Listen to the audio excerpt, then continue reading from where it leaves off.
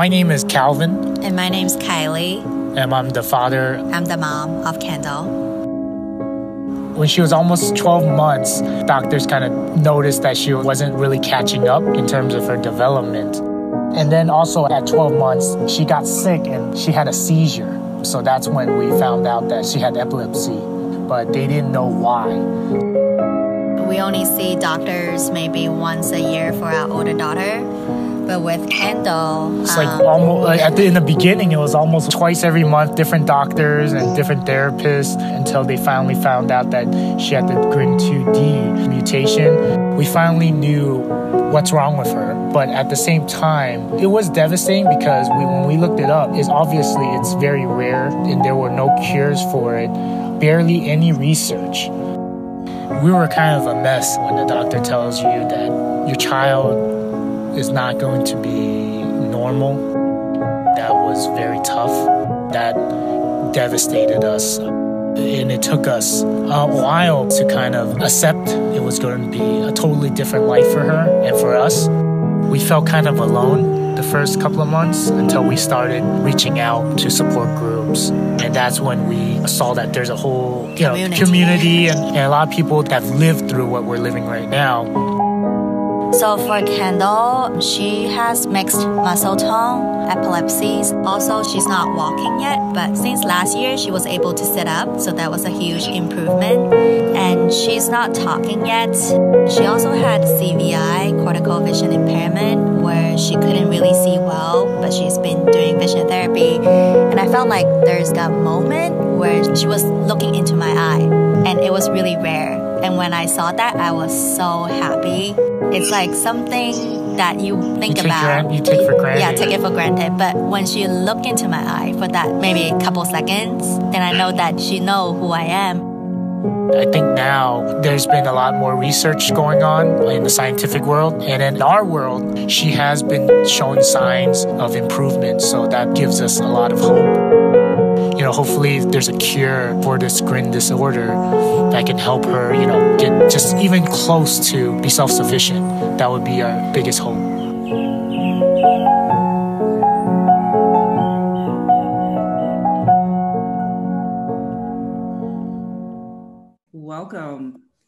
Welcome to GRIN Mini-conference. Thank you for joining us. I'm Denise Renner, and this is Brett. Brett is 7 years old, and he has a variant in his GRIN1 gene. I'm the president of CureGRIN, and we are 2/3 way through our GRIN Disorder Awareness Month. This is our second annual GRIN Disorder Awareness Month, where we are collaborating with all the other foundations and groups to share our stories, to share facts about GRIN disorder, and to spread awareness. So thank you for everybody who has shared our posts, liked our posts, shared it with your friends, and we truly appreciate it. We have a really exciting agenda. We have Keith MacArthur, CEO of CureGRIN. He's going to share the results of the recent GRIN family survey. And then we're going to open it up to our amazing GRIN researchers for an Ask Me Anything Q&A.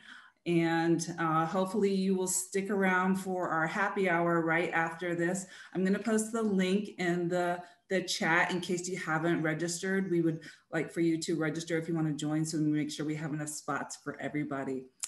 Again, welcome. Thank you so much for joining us. It's so great to see so many people, so many faces, so many families. So with that, I will hand it over to you, Keith.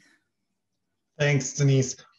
Just one thing to mention to you, Denise, I went to register this morning, and in order to register, it wanted me to actually join the session. So I worry if people join now, it might take over their microphones, the other program, and they won't, or their cameras.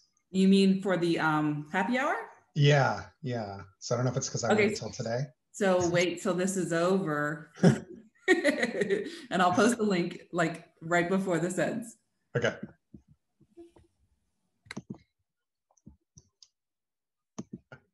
Okay, so good to see so many people joining us. Thank you for being here today. I'm going to start for a minute to give everybody an update on where we're at with building a research and science plan for CureGRIN. And a big part of that is the family survey that we did, and we were so grateful for the response. So I'm going to share the results from that survey with you today.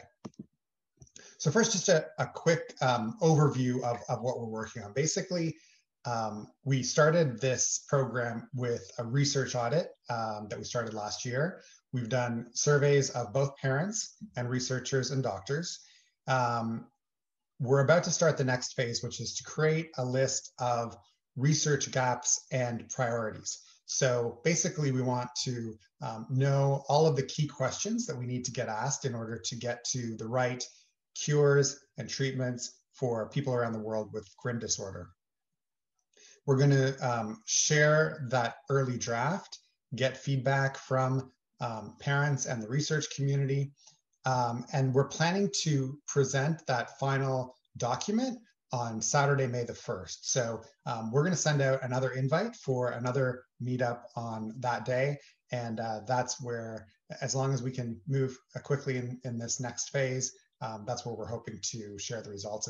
And that was going to be when we were originally planning to meet in Boston for, I guess, the second date we'd picked for the GRIN scientific conference. But we've moved that now a full year into spring of 2022. And then once that's finalized, we're going to go out and recruit the best researcher for each of the priorities we've identified. So here's the results from the GRIN family survey. So we have, our goal was to get 175 people to fill in the survey. We were really happy with the results. 197 families filled it in. So we got more GRIN 1 and more GRIN 2B than we were expecting. GRIN 2D is a small population, so we thought we might only get about 5, but we got 10 there. GRIN 2A, we didn't quite meet our goal. We were aiming for 50, we got 36. We got responses from all over the world, 5 different continents. And you know, one of the things that I'm pleased about when I look at this chart is that the responses from North America are actually less than half of the total responses. So we have, I think, more from Europe than we have from North America. And then we have handfuls from Australia, South America, and Asia as well. So a good representation from around the world. We asked the birth year of the patients, and this is significant that, you know, among the people who filled in the survey, among the GRIN population that we know, about 93% of the population is under 20. And we think the main reason of that is just that these tests, the functional, the sequencing tests where people get the results, just are primarily done right now on people under 10 or under 20. And so, you know, there's this huge population of people 20 and up that just have never had the chance to get a diagnosis for their disorder. And we suspect that, you know, that there's a much bigger population of GRIN than we know about. But we expect the youngest ages to keep growing and more people to be diagnosed as they're young every year. But we'd love over time to also see more of those older people diagnosed so that we can help them as well. We asked the sex of the patients, and there were 61% that were women. So we thought, you know, a lot of them are obviously under 20, girls or women, and so that could be significant. It could be a function of sample size, but we also, you know, broke it down here by gene. I didn't include GRIN 2D because it's such a small sample. But what's interesting here is that within the GRIN 2B community, the breakdown is even higher. 2/3 of the respondents from that community, or nearly 2/3, the patient is a female. So, you know, this is something that is probably worth looking into. I don't know. I know that, you know, GRIN 2B Foundation has a list of its patients. I know that there's been, you know, patients in the database. So a good next step would just be for us to see in those other groups whether the female outnumber the male, and it could mean something like, yeah, I don't know. We have to find out if it's significant or not. We asked all of you what the what symptoms your children have, and so the column on the left is for all GRIN, so all 197 people, or yeah, families that responded to this study. And so intellectual disability is the #1 symptom. 91% of people who filled in the survey said that their child had intellectual disability. There were also a couple of people who filled in the survey themselves, so not just their children. Speech, communication issues was about 80%, low muscle tone, 72%, then sleep, mood, epilepsy, mobility, you can see the list there. We also, on the other ones, we have this broken down by the different genes. And so I've included everything in the right there where a symptom occurred in over 50% of the population. So you can see that the numbers do vary a little bit by gene. So for example, GRIN 2A has the highest, well, other than GRIN 2D, which is a small sample size, GRIN 2A has quite a high number for epilepsy. So it's 69 compared with, I think for GRIN 2B, it's around just over a third of the GRIN 2B population. So it's not on that list. So I would say that across the genes, there are patients that have all of the symptoms, but the symptoms can be more or less common based on which gene people are talking about. We also asked people to fill in other symptoms that the children had, so ones that we didn't include on the list. And so here are some of the key ones that weren't included. So movement disorder was a pretty big one, and that's probably one that should have been included in our study, but lots of parents mentioning dystonia, stereotypic or hyperkinetic movements. Autism, sensory processing disorder, which is often connected to autism, anxiety and panic attacks, and then gross motor and fine motor challenges. So we mentioned mobility in particular, but I think some people may have included these gross motor issues in there, but maybe not for kids who can walk. So those are some of the key ones. And there's dozens of others that people said, many people reporting, just a single family reporting a symptom. So we'll take a look at those as we plan out our scientific plan as well. And then we asked what symptoms,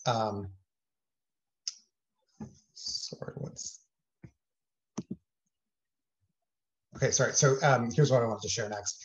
In addition to the 197 families who filled it out from GRIN, we also asked GRIA families. So GRIN GRIN genes affect the NMDA receptor, and GRIA genes affect the AMPA receptor. These two receptors operate very similarly in the brain, and they actually can influence each other. So we're starting to work closely with the GRIA community because we believe, well, we know that a lot of the researchers from both communities are the same, and we believe that we know that the symptoms are the same, and we believe that the path to a cure could be the same or similar for both. So I just thought it would be interesting here to kind of highlight the GRIN beside the GRIA. The top issues are very much the same in both. So the percentages are a little bit different, but overall, many of the same symptoms at the top of the list and the bottom of the list.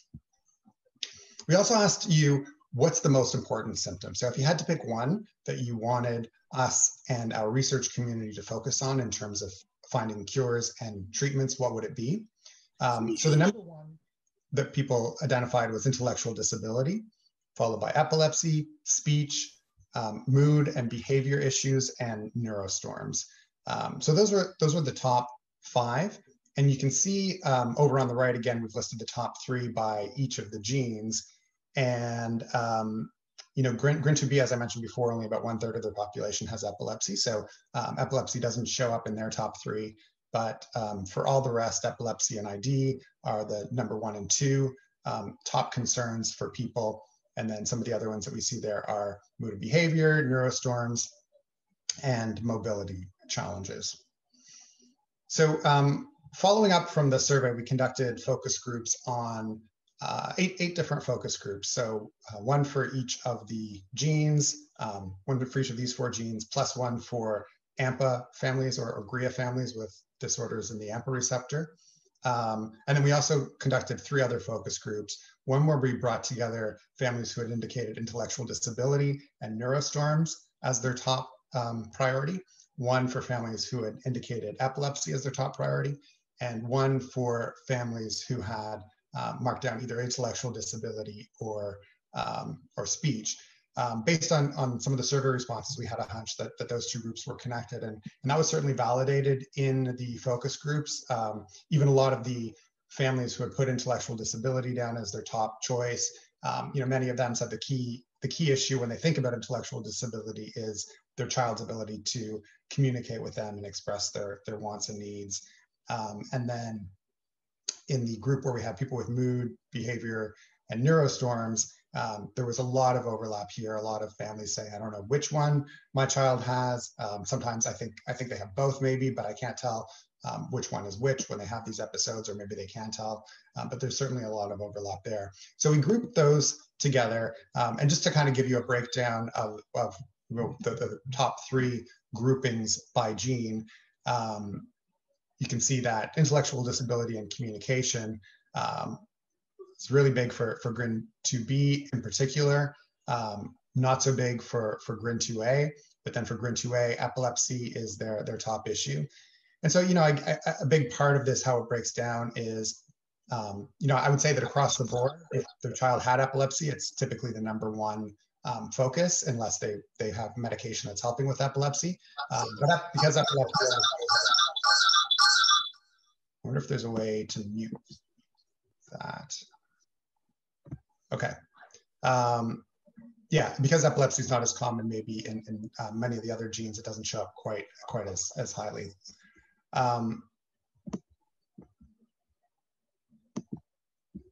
Okay. We also did a survey of researchers and doctors. And so we asked how much, somebody has their mic on, and I don't know if everybody else is hearing it, but I hear a big echo. Denise, I don't know if I can mute. Yeah, I'm looking. It might be Claudia if I can't mute you for some reason, but okay. I think we're good now. Okay.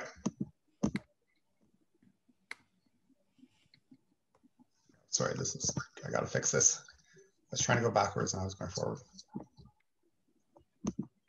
Yeah, so the first question, or another question that we asked researchers, how much time they spend on working on NMDA receptors, GRIN genes, and GRIN disorder. And, we only had we had about 30 responses from these researchers and doctors. And, quite a few. So they spend over half of their time doing it, which is, a pretty good number. There's at least 12 researchers that are spending a lot of time on GRIN disorder research. So that's, great for where we're at in our community. We asked them a question that we didn't ask to parents, but when we think about treatments and cures, we sort of think of two broad areas that we could focus on. And one is traditional medicine. So things like, scientists talk about them as typically as small molecules, but it's what you might think of as a drug. So it's often a pill that will change the chemistry in your brain or other parts of your body. The other is DNA or RNA therapies that will actually change the way that your cells are being built. It'll change the code for those cells and how many of them get built. So we asked researchers, which of these do you think are the most important for us to prioritize? The vast majority said we should prioritize them both about the same, but there were a few more who mentioned DNA and RNA medicines than who mentioned traditional medicines. And then here, we asked about cures versus treatments. This is a question we asked from both the families and the researchers. So basically, we wanted to know. We know that finding a cure is something that you think of as a real cure that would kind of maybe fix everything. That'll take a lot of time, but we could find treatments much sooner that would help with specific symptoms. So we asked which of these is more important. So you can see that among the family on the left and the researchers on the right, most said prioritize these about equally, but for both groups as well, more said to focus on the symptoms.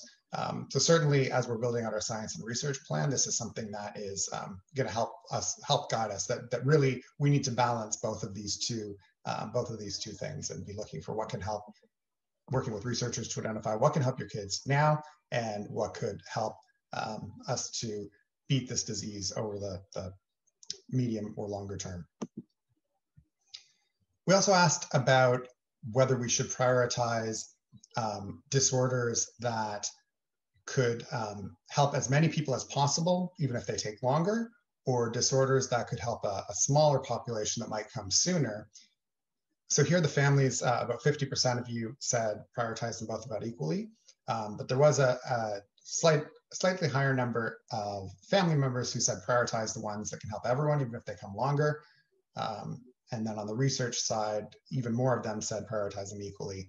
And there was a higher number that said prioritize the shorter term ones that could help a smaller group of people. And then the same list of symptoms that we asked families about, we also asked researchers, but we asked them a different question. We said, for all of these, how long, how big a challenge is it going to be to find treatments or cures for these individual symptoms? Is this something that, how much time and effort and resources and money is it going to take?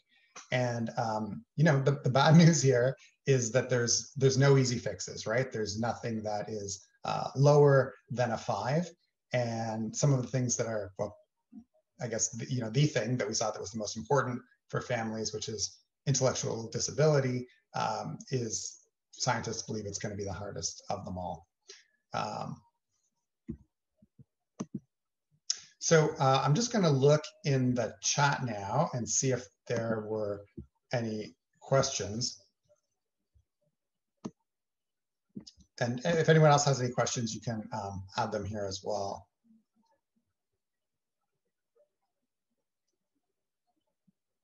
So is someone asked, is mood based on a person with no medication, or is this based on a person who take meds? Many meds have an effect. The person's mood and behavior and med cocktails just take it to a whole new level.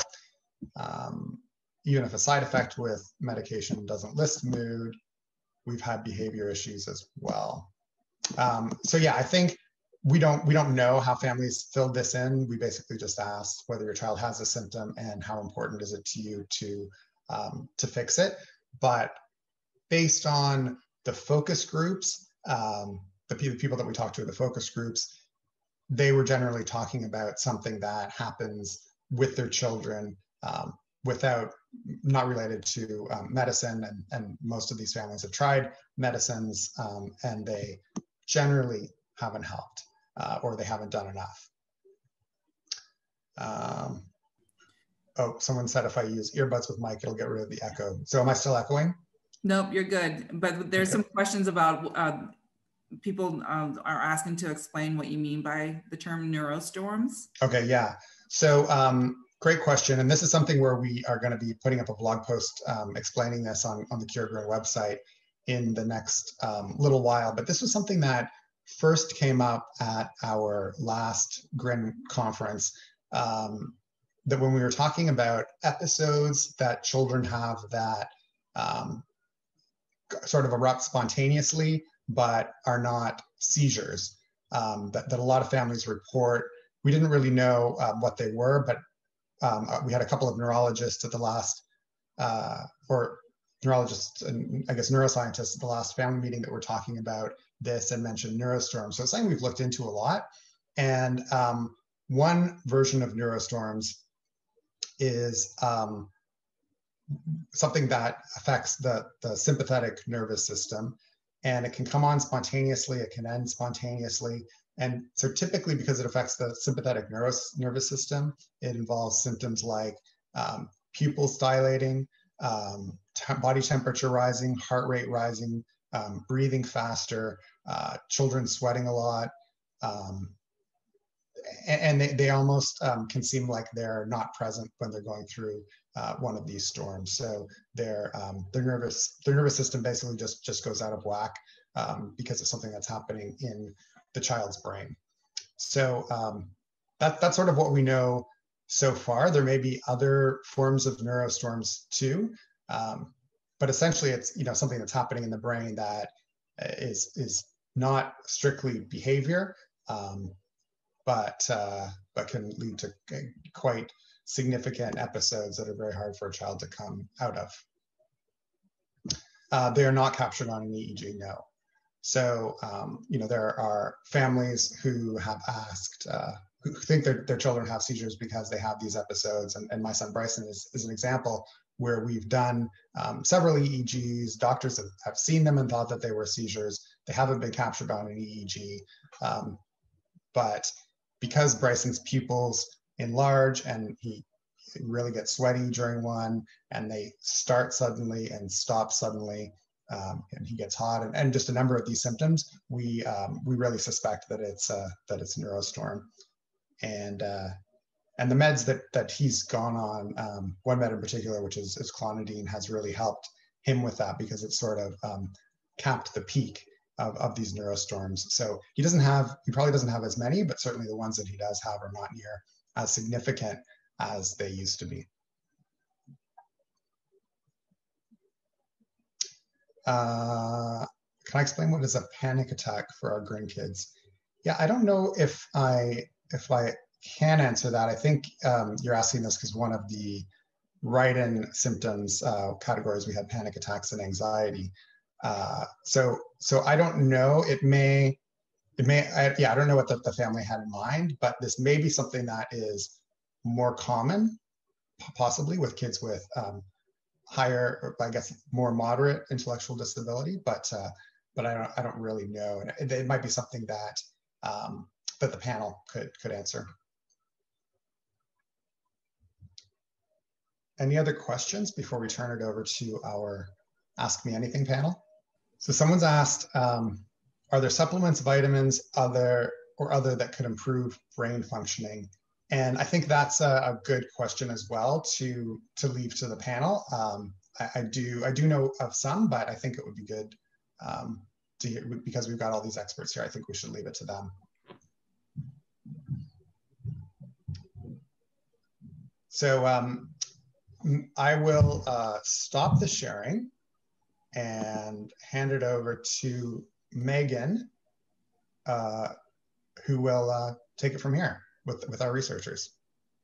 Hi, everyone. My name is Megan Collins. I'm the research coordinator for CureGRIN, and today we are joined by 4 fantastic researchers who are going to be answering your questions. So we received a lot of questions by email, and then you guys can feel free to keep adding questions in the chat, and we'll go till the end of the hour.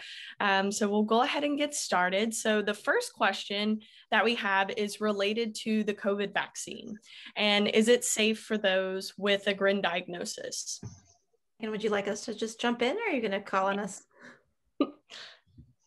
And you might be the best person to answer this question. Yes, Anne, you can start. I'm Anne Paduri. I'm a pediatric neurologist and epilepsy genetics researcher at Boston Children's Hospital. And I'm very sorry we're not able to meet in person this year in Boston, but hopefully next year. The question is a really great one and very topical about the COVID vaccine. And I'll preface this by saying that this is not necessarily GRIN specific advice or GRIN specific recommendation, but I think that's going to be a recurring theme as we go through a lot of the conversation this hour, that we have a desire to do very gene specific and disease modifying treatment if we can.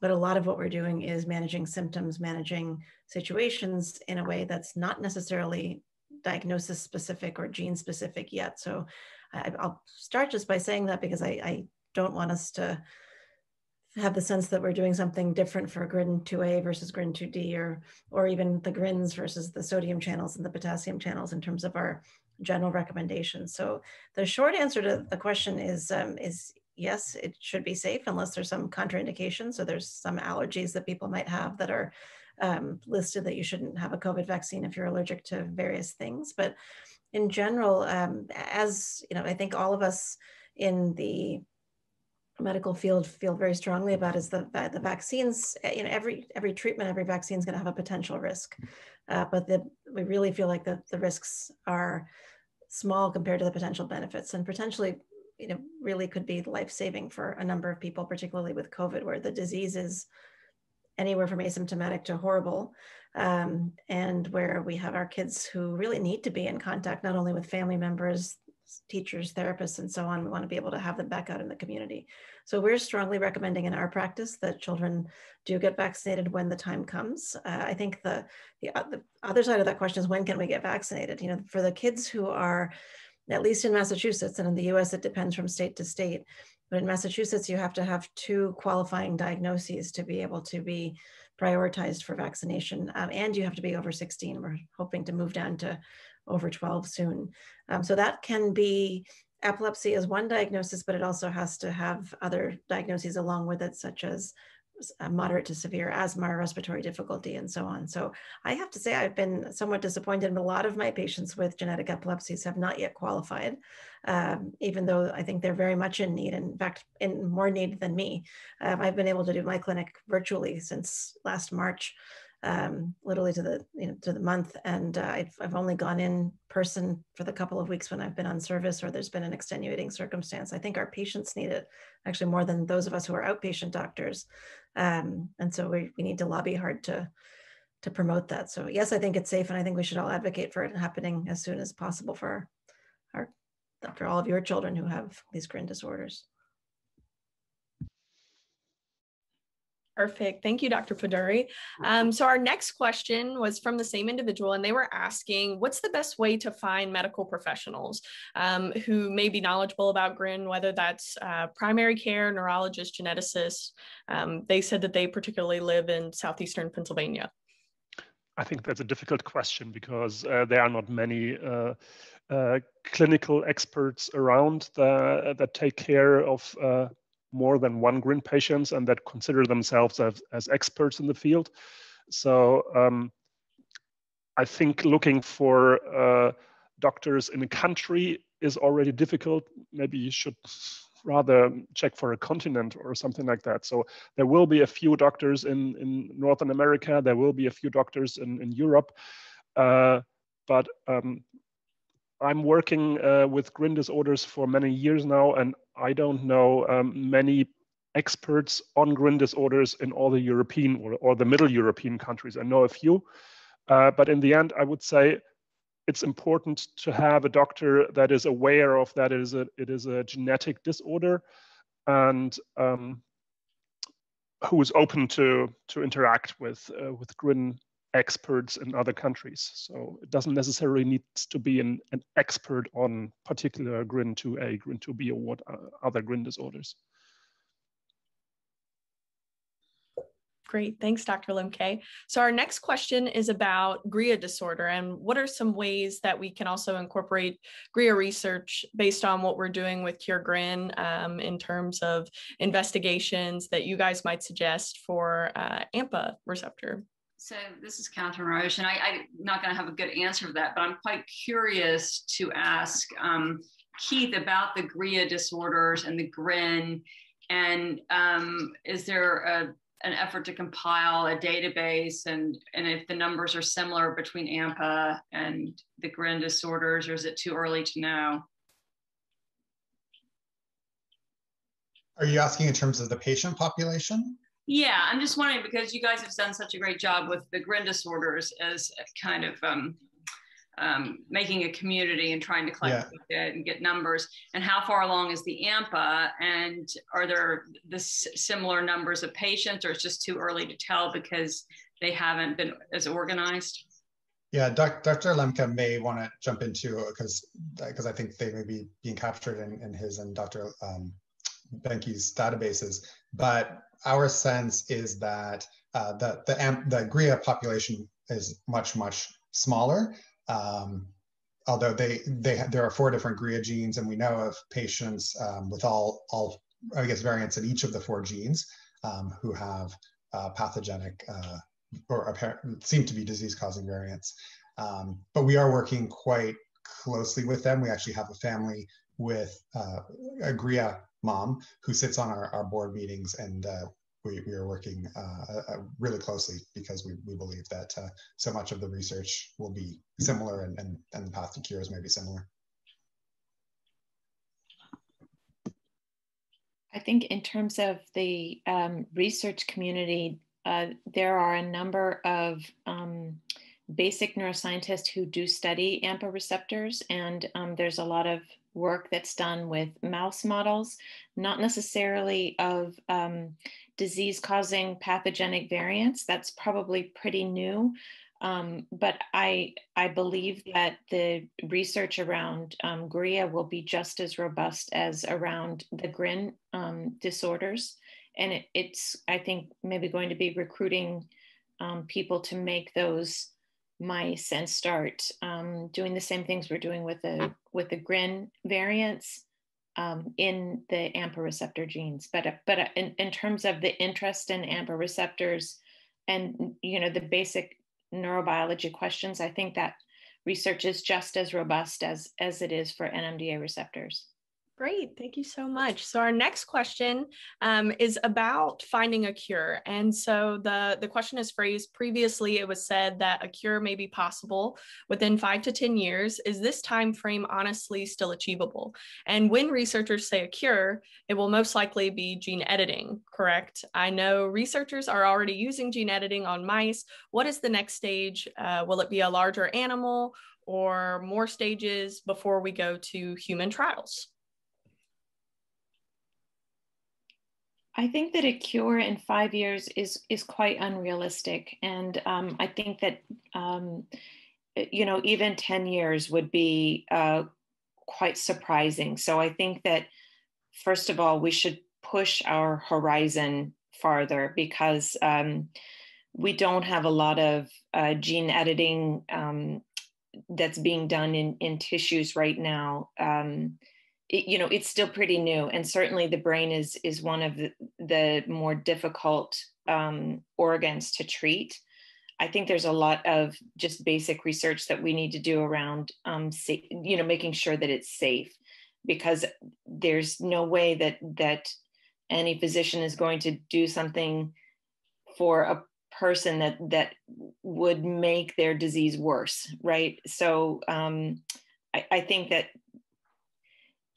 gene therapy is going to be, you know, if you think about cure, meaning a lasting improvement, then I think that gene-based therapies are going to be lasting in a way that just a medicine, a pill, we all know that there's not going to be a pill that's going to, you know, have a lasting effect. But we should move that horizon further.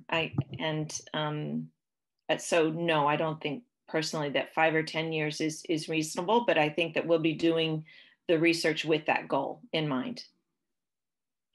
I echo the sentiment that we really do want to have a lasting change, not just a pill and I think that comes, for me, it comes from a couple of different lines of reasoning. One is that we had a lot of hope, and certainly when we started gathering together as a scientific community as well several years ago with you all, I think we had a lot of hope that some of the sort of simple interventions, dextromethorphan, memantine, were going to make a really big difference. And I think what we've seen, at least in a couple of children, is that even if you are able to reduce the seizure numbers, we're actually not making the lasting difference that we had hoped in the cognitive function, in the level of intellectual disability.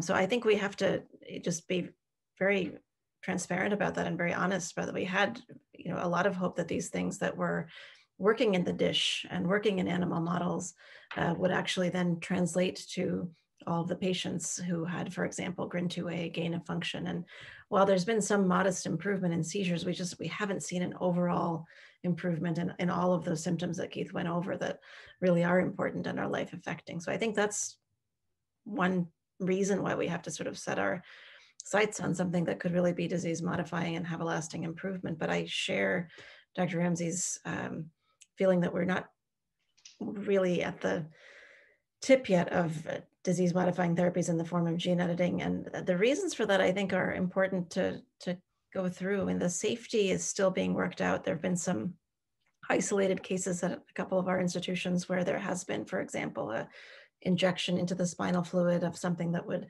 change the way that a gene is actually being processed, and maybe making more, maybe making less of a gene product. And there's, you know, there's not really still an answer as to whether that worked, because it's been done in a couple of cases where these were degenerative processes where the kids were losing skills, and they maybe lost skills a little bit more slowly than they would have, or maybe not, and we will never really know because it was not a controlled trial. There is a trial now for SCN1A, which is an epilepsy prominent neurodevelopmental disorder, and that's being started. It's actually already been started at a number of sites, and that holds some promise both in terms of looking at safety, which is really the object for the next 2 to 3 years from what I hear from the people running it. And then in 3 years, there'll be an efficacy trial, meaning a real trial to see whether the approach even works. So even for that gene, which is one that's been characterized over 20 years ago, where there's a lot of models, a lot of research that's gone on for over 2 decades, we're just seeing the beginning of the first safety trial. I think what's good about that is that we can then at least take the generalizable safety data across many different genes, so to all of the GRINs and others, and we'll see. I think nobody wants to rush in without knowing the safety data. This is a condition where the SCN1A condition where there's a 1 in 5 risk of death by age 20. So there was some justification in that disorder to say, you know what, we have epilepsy as a defining feature. SUDEP is really, really, really common, more than the 1 in 1,000 or so you hear about in the general population, which is already too much.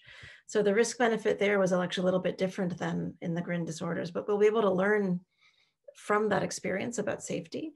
And I think from that trial and the Angelman syndrome trial, we'll be able to see whether, you know, at age 4 or 6 or 12 or 14 or whatever age, if you implement some of these treatments that are pretty extensive and involve injections into the spinal fluid, and they're not risk-free, can you intervene late, because it's always going to be late, and have an effect? And so those are 2 ongoing trials that I think we need to keep our ears to the ground about and follow those progresses to see how or if we want to bring them over to this GRIN, the set of disorders.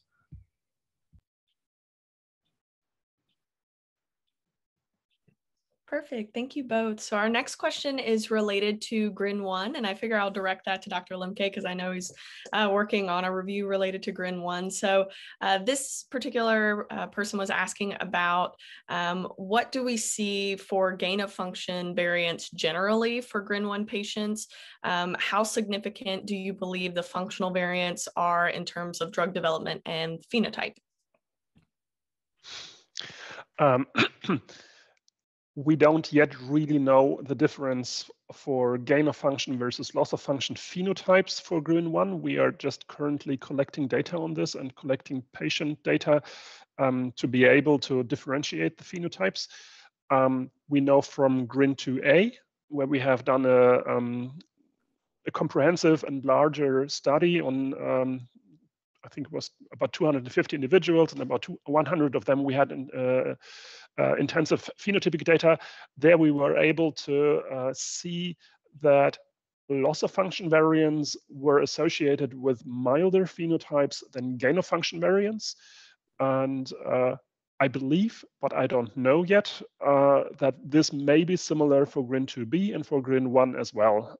So that's a hypothesis, and we would like to check. And for this, we need more data, more patients, especially GRIN 1 patients or GRIN 1 families, to register in our registry.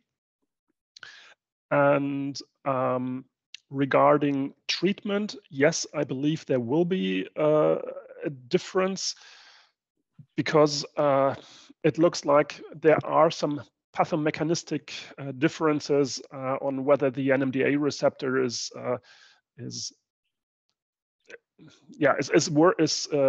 stimulated and working stronger or more than it should, or is somehow blocked. So the one way you would want to apply a blocker to the NMDA receptor, the other way you would like to apply a stimulator to the receptor, and maybe that's a way for an improvement and for a cure. But also this, we don't know yet. That's also a hypothesis. Great, thank you for that. So our next question is about second-generation memantine type drugs. And the question is, has there been any further research into the use of existing drugs for possible treatment of GRIN? I'm not aware. So second-generation memantine type drugs, does that mean drugs that are targeting that specific area of the receptor where the memantine, I'm not sure what that means. So I'm not familiar with that research. I know that there are, so for example, many of you know Steve Trainellis. I know that he's developed a lot of compounds, and he's working with people who make the mouse models to test some of those new compounds on mice. But I don't believe those studies have been published yet. So I think it's early on, the studies in mice to try new drugs. I don't think there's much published. I absolutely agree to this. There's not even much published on memantine. So I also am not really familiar what is meant by second, what is it called, second generation memantine or something like that. So even for memantine, there's very, very scarce reports on treating GRIN children or GRIN patients with this compound.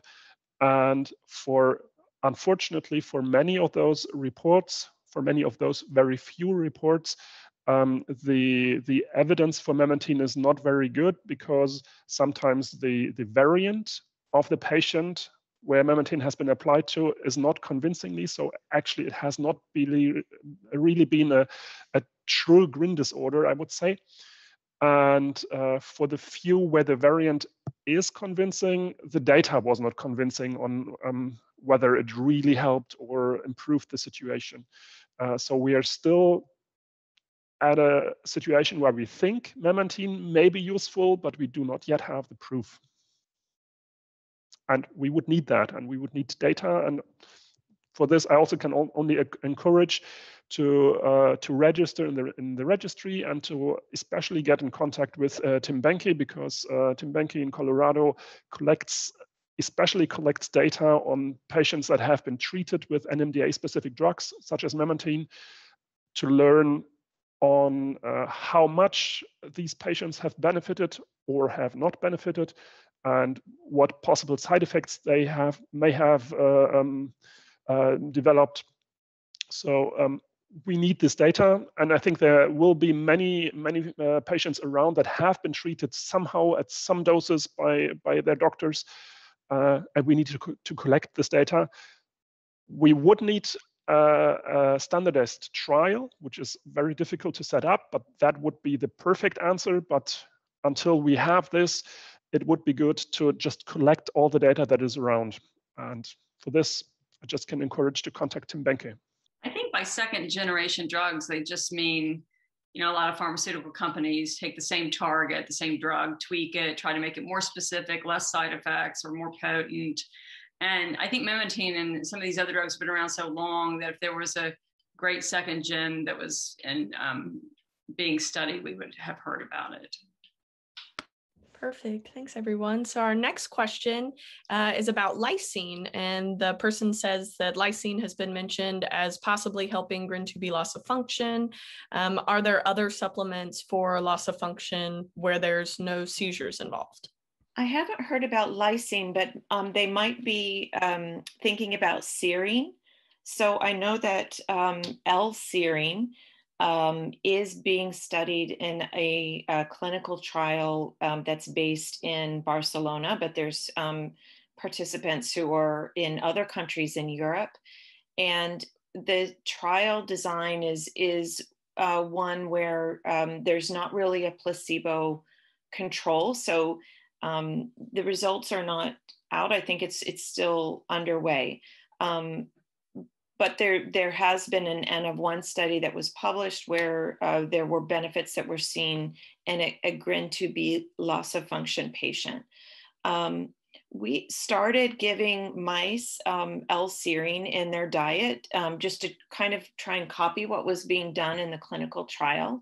And we are getting some preliminary data that it looks like it's not affecting what I would call dopamine mediated behavior. So this would be like activity, arousal state, but it does seem to be improving very modestly some cognitive, like working memory, and problem solving tasks that the animal does.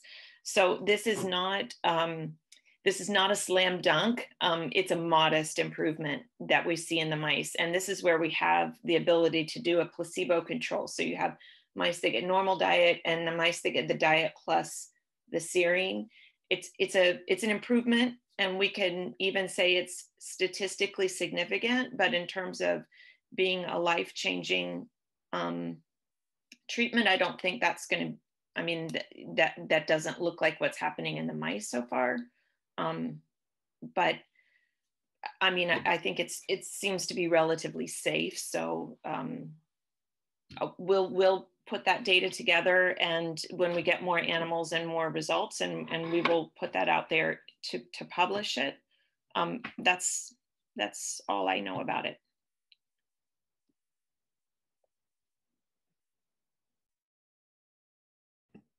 Great, thanks, Dr. Ramsey. So our next question is related to CRISPR. What are the experts' opinions as to when they actually hope CRISPR technology can be developed and tested, and how would a child be placed on a list for testing? I think this relates a little bit to the first question about gene-based therapy. You know, we're using CRISPR technology in the labs now to generate changes, or if you've got cells that have a given variant, for example, you can actually correct that variant. So that works okay in cells, works in patient cells. We can do these things in cells in culture, so literally plastic containers that have the cells growing and sticking to the bottom of them. Very different from children, obviously. We are using it in my lab in zebrafish and other labs in mice to generate mutant animal models. So we can actually use it as a tool to make these variants and to study them. But in terms of then creating a tool like that, or creating a model and then going in and trying to fix it, we're certainly not there yet in the whole animal model area yet. I think that is, again, on the horizon, but I agree very much with Dr. Ramsey's assessment with that creating the tools, creating the animal models, it's happening, it's working. The safety bar there is very low because you can tolerate things happening in these animal models with appropriate safety and sort of appropriate guidelines and so on being implemented. But we haven't really gotten to that sort of gene editing in children for disease, specifically in the genetic epilepsies. There's obviously a lot of there's some ethical concerns about gene editing in embryos, of course, but also some serious safety concerns about gene editing in people, given that, you know, CRISPR is something that basically we try to target a specific change. So if you've got let's say a GRIN2A change, which we want to target just that very change and just switch that very nucleotide, that A, T, C, or G, that's not what it should be.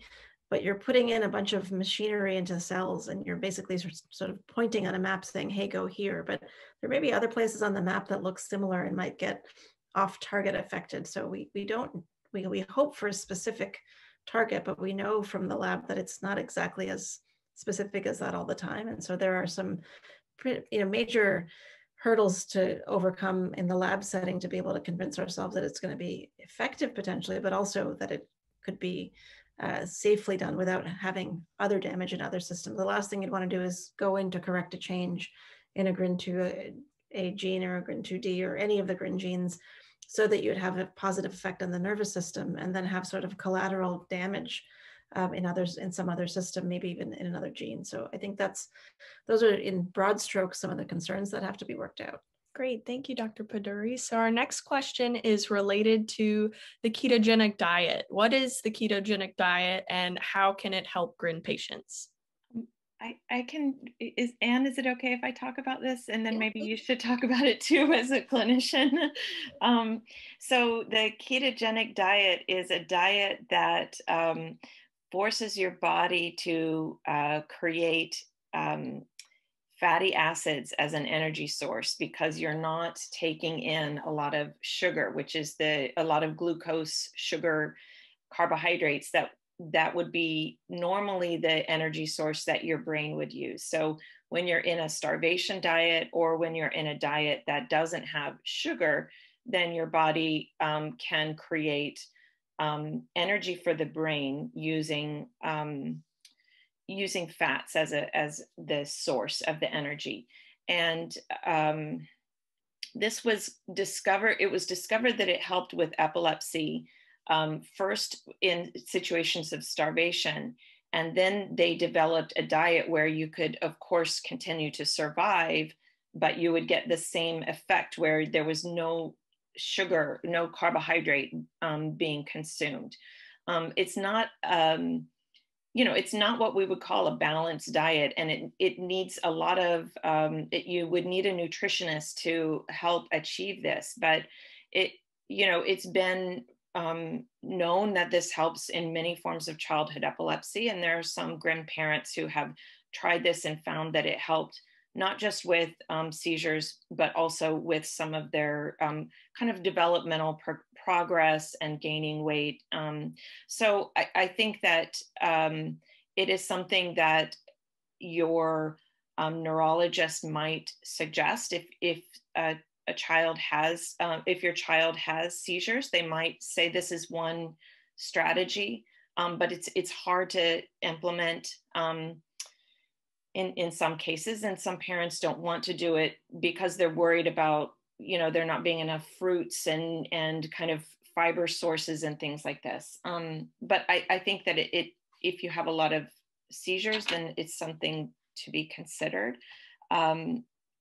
We have been testing this in mice, and we are seeing benefits in some cognitive domains, and we're actually now going back and trying to see how it affects seizures. So in mice, it's much easier to measure kind of cognition than it is to measure brain seizure activity, because we don't have nice EEG machines. We have to implant, the electrodes into the mouse's skull. So we're doing that now. But what I would say is that the ketogenic diet certainly improves some cognitive domains. Again, it's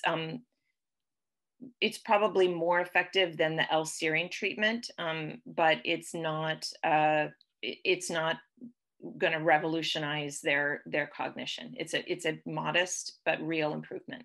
Yeah, and I'll just echo that it's, it has the word diet in it. So patients sometimes do come thinking it's going to be sort of a more natural sort of therapy, but there's nothing natural about this diet. It's, upwards of 90+% of your intake is fat based, and then the very little bit left over protein and glucose. And so it can be hard. Now for kids who are fed, formula, or kids who are fed by G-tube, the taste part is not a problem. For kids who are orally fed, eating, eggs with cream and really very little with sugar, it can be a hard diet to take. That being said, if you've been through a series of meds and they haven't worked effectively, it's the top of our list of non-meds to try, frankly, because in some kids it can be very effective.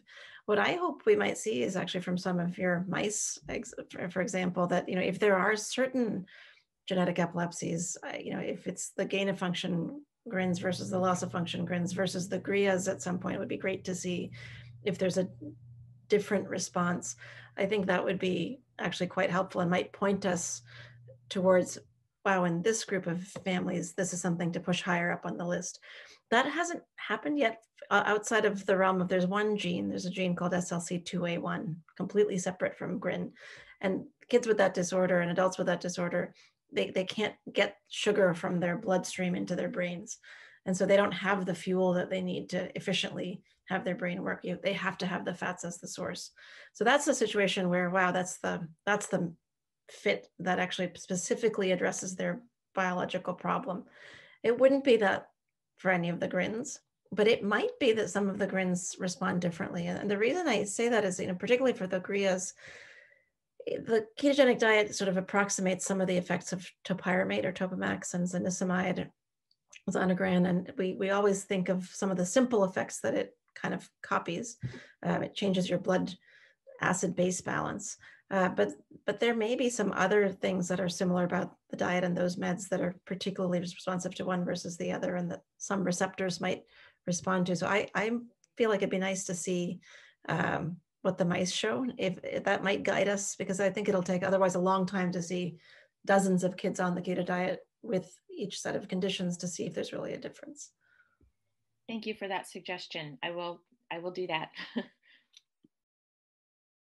And we also had a follow-up question in the chat about it. What about keto in infants with epilepsy? So would the recommendation be any different for infants? It can be done. It's a delicate start. We usually have patients, and I trained at CHOP for my neurology. I've been at Boston Children's for many years. We have very, very similar approaches in our diet program. And I think most of the epilepsy centers or pediatric epilepsy centers in the US have a ketogenic diet program, and it's a physician, nurse, dietitian team. And they have to do a lot of pre-screening for safety to see if the child will tolerate it biochemically. And they'll admit the child to the hospital for several days as their body's chemistry is changing on it. And so there's a lot of risks of low sugar, risk of becoming too acidotic that you have to balance. And so for that reason, we originally shied away from giving this diet to very young infants, but it can be done. Usually it's reserved for when other things are not working or more conventional treatments aren't working, but it certainly can be done in the right setting with the right safeguards.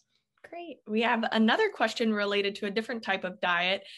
Can gluten have a breakthrough on the NMDA receptor? So the person describes their child's development and suggests that they started a gluten-free diet prior to the diagnosis of a GRIN2B variant. And they said that the diet was carried out for celiac disease, but there was a negative result. Any thoughts on the effects of gluten on the NMDA receptor?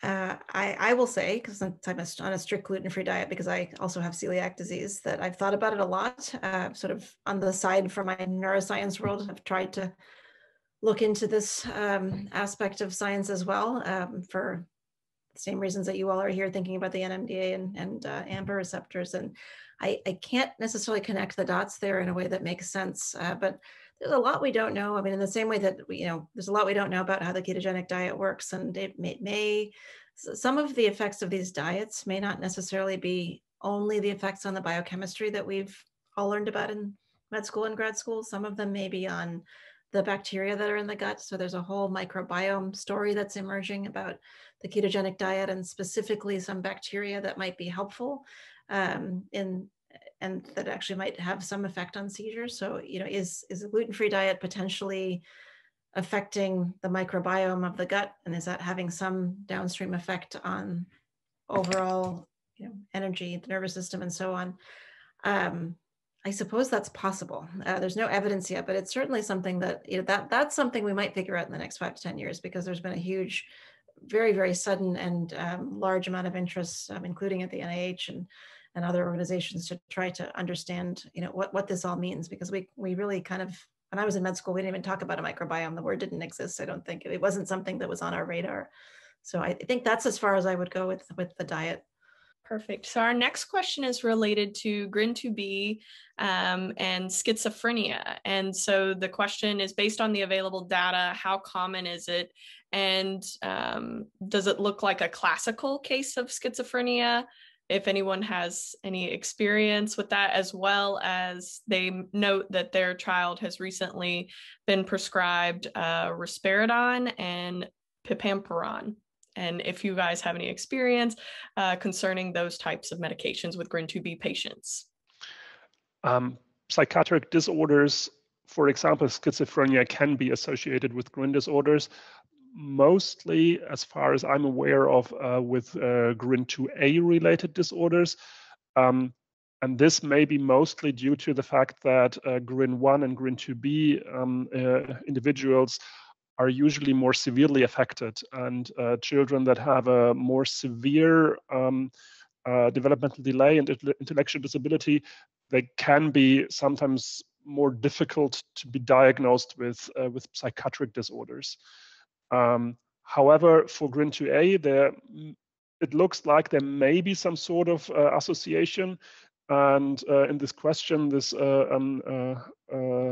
parent asked for a splice variant in GRIN2B, which presumably may be a somewhat milder phenotype than the usual, let's say, gain of function variants. So yes, it may be possible that there is an association. we still cannot really answer how different a GRIN-related schizophrenia will be from a normal schizophrenia. So that's far too early to evaluate.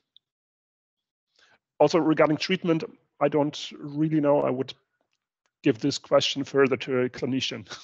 And I'll say I haven't actually, in the very small number of patients I manage and my group manages together, we've had mostly younger children. We haven't actually had a case that I'm aware of anyway, among the three of us who work together in epilepsy genetics. I haven't come across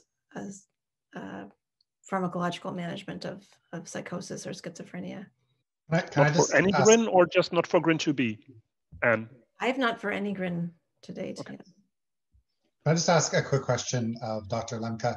So schizophrenia, from what I understand, it would involve multiple genes. So it would, is that right? So it would typically be a variant in the GRIN 2A gene, but also involve other genes, or could it be just one gene that causes it? That's a good question to which we have no answer yet. Schizophrenia is actually not considered as a monogenic genetic disease. So you would not expect that a patient will have one genetic variant, as for example, a mutation in GRIN 2A, that is causative for a psychiatric disease.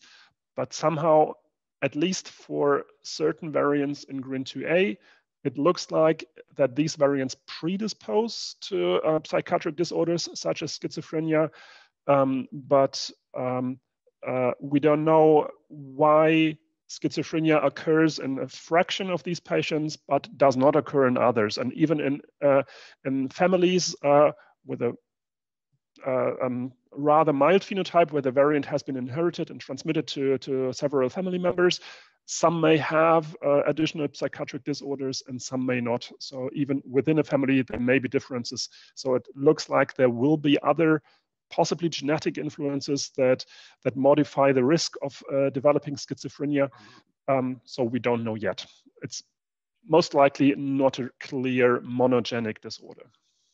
Yeah, I would agree. I mean, from a clinical perspective, I would also say, when we think of schizophrenia as a broad group, it's typically onset in the teens or early adulthood, and not necessarily in the setting of a neurodevelopmental disorder. So the studies that have been done that identified these polygenic risks, where lots of small changes in many genes, for example, as Keith, you mentioned, those are somewhat in a different context. I mean, those were largely done on people who had schizophrenia, and that's their primary diagnosis. We are seeing several similar symptoms, so psychosis and extreme behavioral dysregulation, that might actually be considered the symptoms of schizophrenia in patients with a whole host of genetic and still undiagnosed neurodevelopmental disorders. Specifically PCDH19, it's quite prominent. I've recently heard of a couple of cases with KCNQ2 variants where the typical drugs that are used, as are mentioned in the chat, the risperidone, those sorts of dopamine acting drugs, have resulted in some pretty prominent side effects. So I think when we talk about schizophrenia and psychosis in the context of kids with a GRIN disorder, it's maybe a little bit different than the classic schizophrenia with nothing else going on. And I think, certainly from my perspective, seeing mostly young kids and really from an epilepsy lens, I haven't seen enough. I think it's not that they're not there, but they're not yet diagnosed. I mean, it's my understanding that it's the new GWAS studies where they made even bigger cohorts around the world, that finally you have these genes pop up to true significance. And one of them's GRIN 2A, one's GRIA 3, which I think is surprising. And then there's a trio, which is the name of another protein, all of which are implicated in neurodevelopmental disorders. So I suppose an interesting question, Anne, would be, are the ones that have a GRIN variant that become schizophrenic, do they show any symptoms younger, or are they distinct classes? Is that kind of what you were saying, that you don't have enough of a data set, or who knows? Yeah, I think it would be, it's not, and I will say it's not something that as an epileptologist, we're often so focused on the seizure part, and that takes up so much of our attention, that unless we ask, about sleep, or we ask about behavior, we ask about some of these other symptoms, they're not always necessarily brought up right away because we're so focused on the seizures. And I think as time goes on and we kind of reach some stable point with the seizures, as neurologists, we might start to approach the questions, or we might start to see these things develop. But even personally, I don't have enough of a local data set to say that it's specifically these genes versus these within the GRINs, because we just haven't seen the kids. I think we haven't seen them get old enough yet. But I would predict that it might be a younger onset than the sort of classic schizophrenia with nothing else going on. But again, we don't know. But I think the treatment is going to be, again, you'd like to modify the disease with something. Even if it's a memantine or something that doesn't work completely, you'd like to modify the disease enough that maybe you don't end up with these problems. But if you do end up with these problems, the drugs that we choose and so on might have to be chosen more carefully, given the potential for, again, off-target side effects from the classic psychiatry meds. Great, thanks all. So our next question is related to anesthesia, and if there are any anesthesia protocols or suggestions to make to the hospital related to GRIN disorder. They note that their child is having dental work and is going to be put under anesthesia. We've done some stuff in mice. I'm curious to hear what you have to say. Anne, I see that you're going to unmute yourself. I was going to ask you from the pharmacology perspective what you think. Okay. So one of the typical anesthetics that's used in children particularly is ketamine, which would be a tricky one to use for GRIN patients. So the anesthesiologist should know, but I don't know if a dentist would know, that ketamine may work differently in your child because ketamine is directly acting on the NMDA receptor. It has a few other actions. It's not purely acting on the NMDA receptor, but that's a big part of it. So ketamine might be one that they would want to avoid. But if they're using another kind of anesthetic, like an inhaled anesthetic, it is possible that your child could be more sensitive or less sensitive to anesthetics. And we've done some work with mice that are gain of function and loss of function in GRIN1, and it looks like there is a different sensitivity. So it looks like the loss of function are more sensitive. So it takes less, the anesthetic that we used was isoflurane, which is a typical inhaled anesthetic. And we count the number of seconds it takes for them to lose consciousness, to, kind of fall over. And so it happens much faster. The nice thing about those inhaled anesthetics is that they're very easy to control. So the anesthesiologist would be they're always watching, and they, for every person, we all have differences in how we would respond to an anesthetic. So it's just, they would need to know, yes, you need to monitor this. We've also seen that on the other side, the gain of function mouse is less sensitive. So it took even more isoflurane for the gain of function to go under. So it may be that they need more anesthesia than the typical patient. So I would say that it probably, you should let them know, my child has a variant in their GRIN gene, and they may have a different response to anesthesia. So please monitor carefully and, be looking for signs of, distress or pain, and also you would not want to over anesthetize. So yes, I think that probably children with GRIN variants probably will be differently sensitive to anesthetics, and we may see that depending on whether it's gain of function or loss of function, it could be different. So I think it would be interesting to include this on surveys to ask people, has your child been anesthetized for a dental procedure or a medical procedure? And did the anesthesiologist report that the child was more sensitive or less sensitive to the drug? And I realized that usually anesthesiologists, they list about 5 different drugs that they used, and it's all a bunch of names that, it's hard to keep in mind. So that might be a hard question to answer, but if you have those records and you know exactly what anesthetic was used, I think that could be useful information. Great. And so our last question from the ones that had been emailed previously is related to hemp products and CBD and THC, and if there could be a wide range of benefits related to seizures, cognitive support, or behavior and mood, and what type of research that you know about that's going on related to these products. We've been trying it in mice, and we've been trying with CBD, and so far we haven't seen a lot of improvements with CBD in seizure or in cognition. So we're but you always wonder, did we give the right dose? So we gave the dose that was used for another syndrome, Dravet syndrome, which Dr. Paduri mentioned, the SCN1A. So we used that dose of cannabidiol, and it didn't really seem to do much in the, it was a gain of function variant of GRIN1, but we're just starting with that. I'm not familiar with other research that's been done. I'm not either, specifically in the GRINs. I mean, I think in general, as with the ketogenic diet and others, these are not necessarily thought to be disease specific.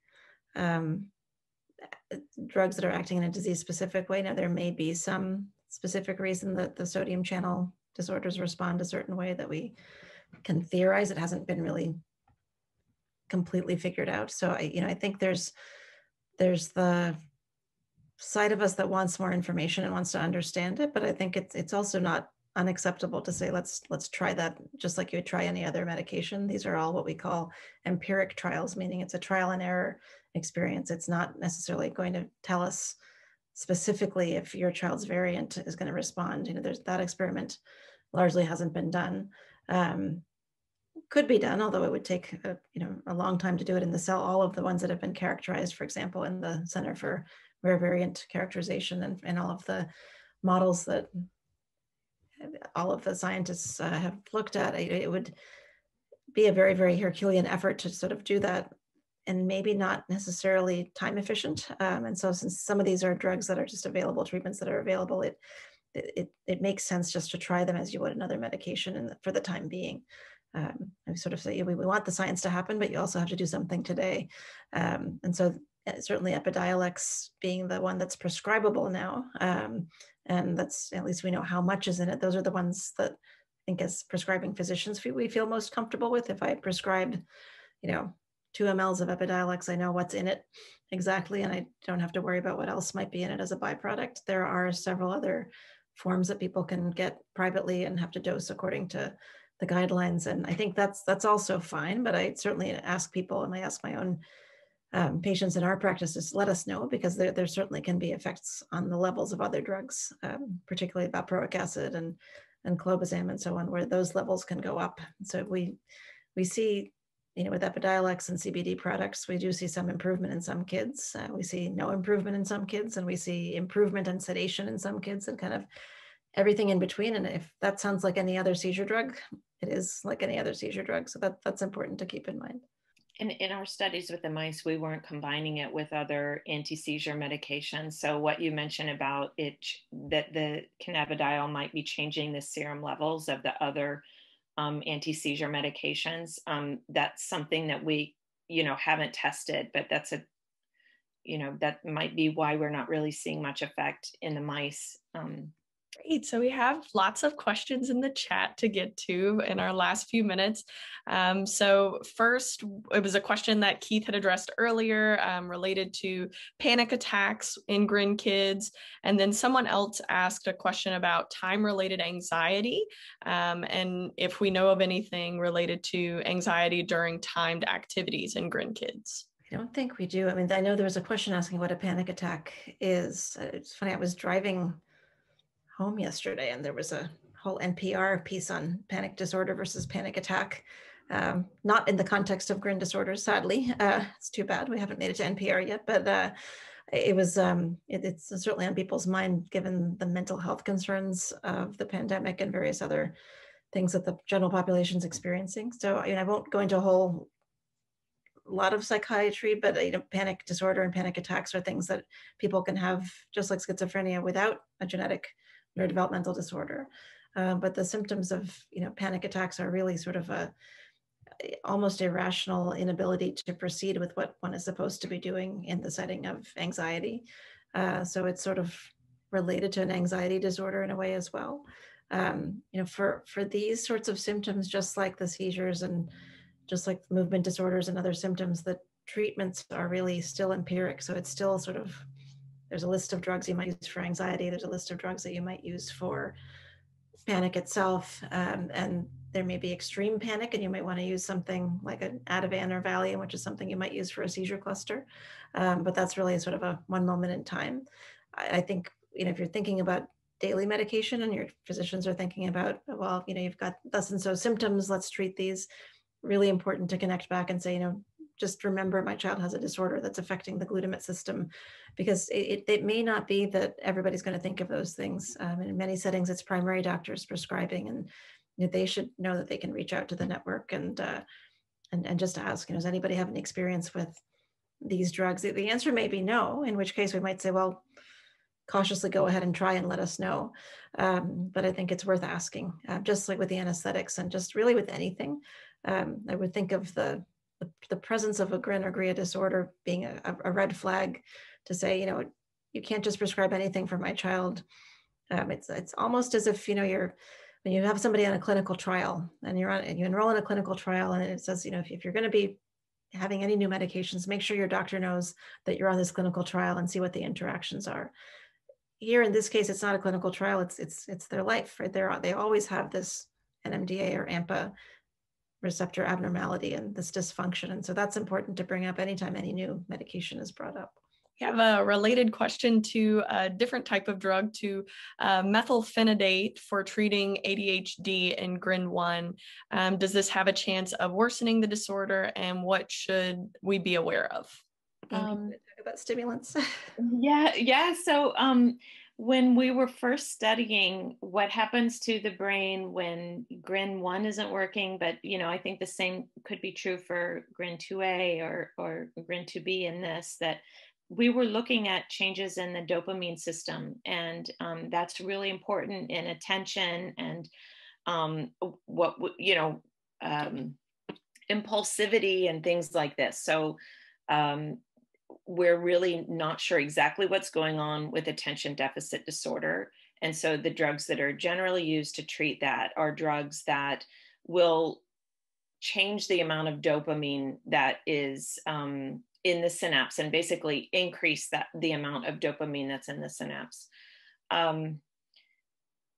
We saw different effects depending on the type of drug. So what we saw was that drugs like cocaine and methylphenidate didn't have much effect. So they didn't have a negative effect. They didn't make things worse. But drugs like amphetamine, which would be like Adderall, did make things worse. So it's interesting that even between different medications, we did see a difference there.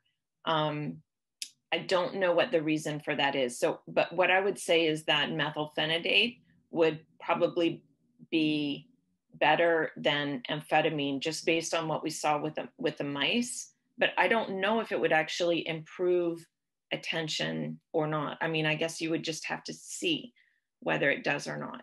This has been great. Thank you all for all of your feedback. I'm going to end with one last question from Keith about the gender imbalance in our survey, and particularly for Dr. Lemke. Do you see this in the database as well, in terms of more female report? I wrote down a note to check earlier, so I don't know, but it's an interesting point and we will check. Perfect. Thanks so much, everyone. So I believe Denise has put in the chat where we can go to register for the happy hour. So if you haven't registered yet, you can hop on and register. I want to thank all of our panelists for their participation and for answering all of your questions today. And we'll try to capture any questions that were in the chat that we weren't able to ask, and perhaps try to get those out to everyone. Thank you, Megan, and thank you everybody for joining us. I just wanted to say thank you to Rafael Gonzalez for the amazing video that we shared this morning right before we started the session. We might try and share it again here if we have a moment. But right now we're going to hop over to our happy hour session. I put the link in the chat. If you have not registered, please go ahead and register and join us over in the happy hour. Thank you again, everybody. It was an amazing session. Just one thing to note, if you're joining the happy hour, in sessions where we've done this before, some people have had problems because they've left the Zoom open and the Zoom's been controlling the camera and mic. So if you're joining once, you probably want to shut down your Zoom. Thanks, everyone. Thank you. Thanks, Denise. Thank you so much. I've learned a lot from the questions.